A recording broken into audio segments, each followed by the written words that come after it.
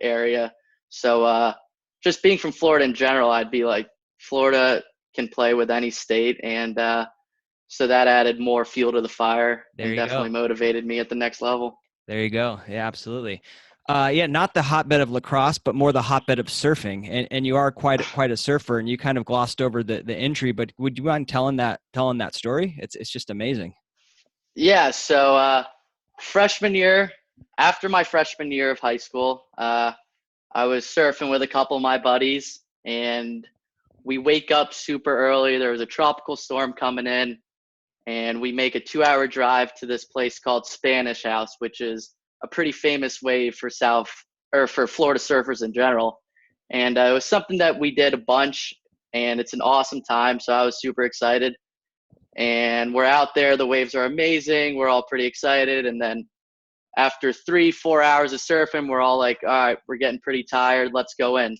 So literally my last wave in, I caught it. It was a good wave. I'm about 25 yards away from the beach, and I'm getting back on my board, and I just feel this huge kind of jaw clamped out on me, and I was like, whoa. And it grabbed my leg. It shook its head a couple times, tried to pull me under, and I ripped my foot out of its mouth and saw it kind of do a tail fin and swim away. And immediately after that, I knew I was getting bit by a shark. I was like, I got to get out of the water. So I Wow. just paddled straight to shore. And my friends were walking up the beach, so I was yelling at them, I just got bit by a shark.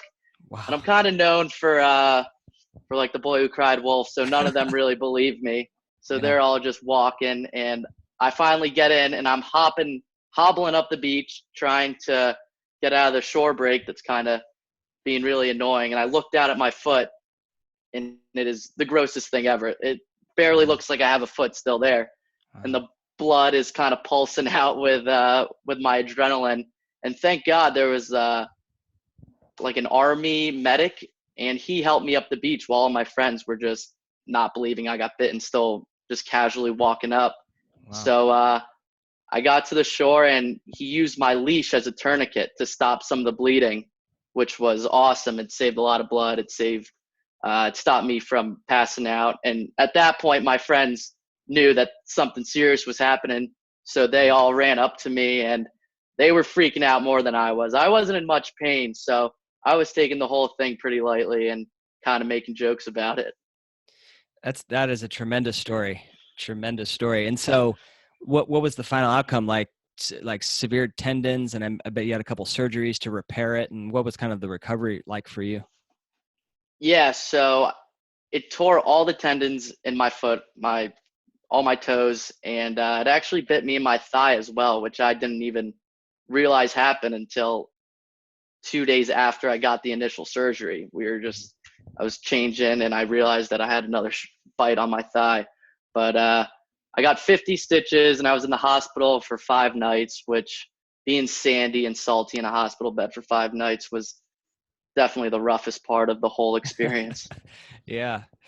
Interesting. So, I mean, at what point did like your lacrosse, at what point did that come to your mind, or was that just so far from like, what you were thinking at that point? Yeah, so being a 16-year-old kid, I loved the attention that kind of came along with it.